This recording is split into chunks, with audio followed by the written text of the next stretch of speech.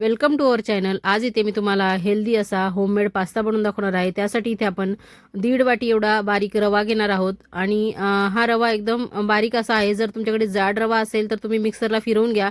यामध्ये बघा चवीपुरतं आपण मीठ टाकून घेणार आहोत सुरुवातीलाच। तर इथे हे मीठ टाकल्यानंतर आपण यामध्ये कडकडीत गरम पाणी टाकून घेणार आहोत। तर पाणी थोडं थोडं करून टाकायचं आहे। तर सुरुवातीलाच पाणी इथे गरम असल्यामुळे आपल्याला हाताने हा रवा भिजवता येणार नाही, म्हणून मी ते चमच्याने भिजवून घेणार आहे।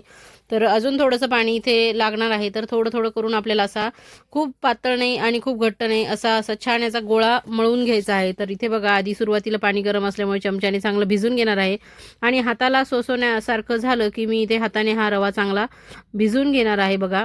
तर चांगला इथे व्यवस्थित कालवायचा आहे आणि व्यवस्थित याचा गोळा करून आपल्याला हा रवा आहे हा 10 ते 15 मिनिटं चांगला भिजू द्यायचा आहे। तर रेसिपी एकदम साधी सोपीच आहे आणि तुमच्या मुलांसाठी हेल्दी असा पास्ता तुम्ही घरी देखील बनवू शकतात। तर इथे बघा असा हा रवा 10-15 मिनिटं भिजल्यानंतर याचे 2 गोळे करून घेतलेले आहेत मी आणि छान हातावर एकसारखा हा गोळा करून घ्यायचा आहे। आणि कुठेही हा गोळा लाटताना आपल्याला तेल किंवा पीठ याची गरज नाही आहे लाटताना। तर डायरेक्ट आपण तुम्ही पोळपाटावर लाटत असाल तर त्यावर डायरेक्ट असं ठेवून लाटून घ्यायचं आहे। अगदी पोळीसारखंच लाटायचं आहे, खूप जाड नाही आणि खूप पातळ नाही अशा स्वरूपाचं आपल्याला हे लाटून घ्यायचं आहे रव्याचं। तर इथे मस्त अशी बघा मोठीच्या मोठी मी पोळी लाटून घेतलेली आहे। तर अशा पद्धतीने हा रवा पास्ता आपण इथे करणार आहोत, जो की एकदम हेल्दी असा आहे आणि लहानांपासून मोठ्यांपर्यंत तुम्ही हा कोणालाही खायला देऊ शकतात आणि घरी बनवलेला आहे त्यामुळे बिलकुलही मुलांना वगैरे काही याच्यापासून त्रास होणार नाही आहे तुमच्या। तर अशा पद्धतीने बघा बॉटलचं झाकण घेऊन मी असे छोटे छोटे राऊंड शेपमध्ये इथे कट करून घेतलेलं आहे। तर तुम्हाला जो शेप आवडतो त्या शेपमध्ये असं व्यवस्थित तुम्ही ते कट करून घेऊ शकतात आणि जसं मी इथे बनवलं आहे तसंच तुम्ही बनवणं गरजेचं आहे असं काही नाही। तुम्हाला जो शेप आवडतो पास्त्याचा तो तुम्ही इथे देऊन घेऊ शकतात। तर इथे बघा पूर्ण राऊंड शेपमध्ये मी ही पोळी कट करून घेतलेली आहे। तर अशा पद्धतीने हे कट करायचं आहे आणि रेसिपी तुम्ही बघू शकतात एकदम साधी सोपी आहे, एकदम झटपट होणारी आहे। कमी साहित्यामध्ये घरगुती तुम्ही असा छान होममेड पास्ता बनवू शकतात। आणि जर तुम्हाला माझ्या पद्धतीने केलेला पास्ता आवडला असेल तर तुम्ही हा व्हिडिओ शेवटपर्यंत बघा, कुठेही स्किप करू नका आणि जरूर माझ्याप्रमाणे बघून बघा आणि जाता जाता तुम्ही चॅनलला सबस्क्राईब करा आणि व्हिडिओला एक लाईक नक्की करा आणि इतरांना शेअर देखील करा। तर इथे बघा मी तुम्हाला पास्ता बनवून दाखवलेला आहे। तर सुरुवातीला जो गोल राऊंड आहे त्याचा आधी असं फोल्ड करायचं आणि परत त्याला असं दाबून घ्यायचं। तर अशा पद्धतीने असा मी शेप केलेला आहे। असा शेप मी सागर्स किचनमध्ये बघितलेला आहे आणि त्यांची रेसिपी बघूनच मी इथे रेसिपी करत आहे।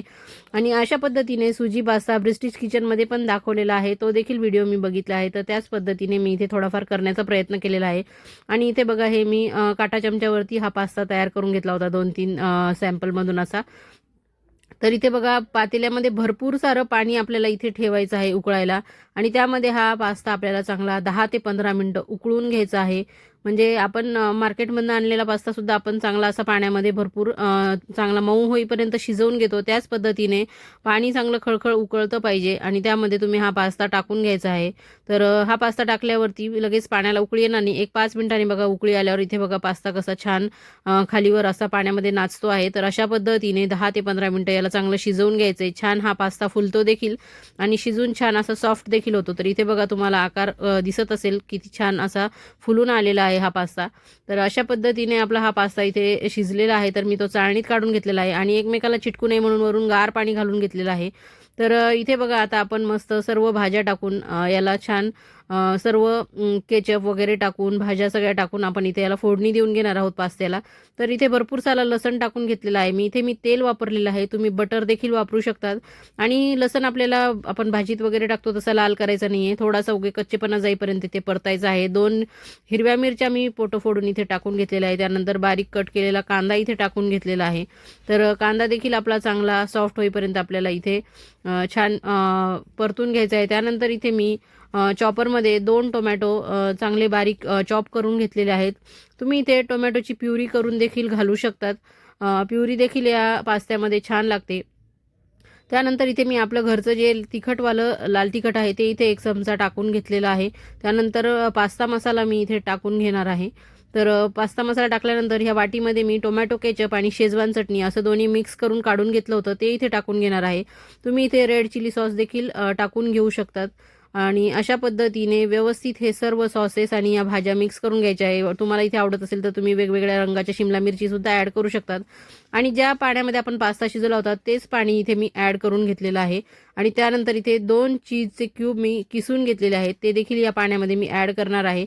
आणि हे चीज टाकल्यानंतर व्यवस्थित हे पाणी आपल्याला चांगलं मिक्स करून घ्यायचं आहे, चीज आणि पाणी. आणि नंतर याला चांगली उकळी देखील फुटू द्यायची आहे 1-2 मिनिटासाठी. तर अशा पद्धतीने बघा व्यवस्थित हे मिक्स झालेलं आहे आणि याला उकळी देखील फुटलेली आहे. तर आपला तयार पास्ता जो थंड झालेला आहे तो इथे ॲड करायचा आहे. बघू शकता टाकताना बिलकुलही एकमेकांना चिटकलेला नाही आहे आणि एकदम मार्केटसारखा हा पास्ता तयार झालेला आहे. तुमच्या मुलांना ओळखूसुद्धा येणार नाही आणि तुमचे मुलं आवडीने खातील. तर तुम्ही अशाच पद्धतीने व्हाईट सॉस पास्ता देखील बनवू शकतात आणि इथे तुम्ही तुमच्या घरच्यांना तो खाऊ घालू शकतात. आणि तुम्ही नक्कीच बघू शकतात की पास्त्याचा कलर किती सुंदर आलेला आहे आणि कोणी म्हणणार देखील नाही की हा घरी बनवलेला पास्ता आहे.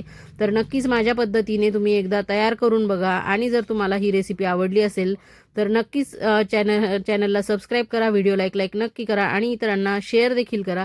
तर कसा वाटला हा पास्ता आणि मी बनवलेली रेसिपी हे देखील मला तुम्ही कमेंट करून सांगा. तर इथे बघू शकतात की मस्त गरमागरम हा पास्ता रेडी आहे आणि अशा पद्धतीने मस्त तुम्ही तुमच्या मुलांना सर्व करा आणि खा प्या, मजा करा आणि आनंदी राहा. थँक्यू, धन्यवाद.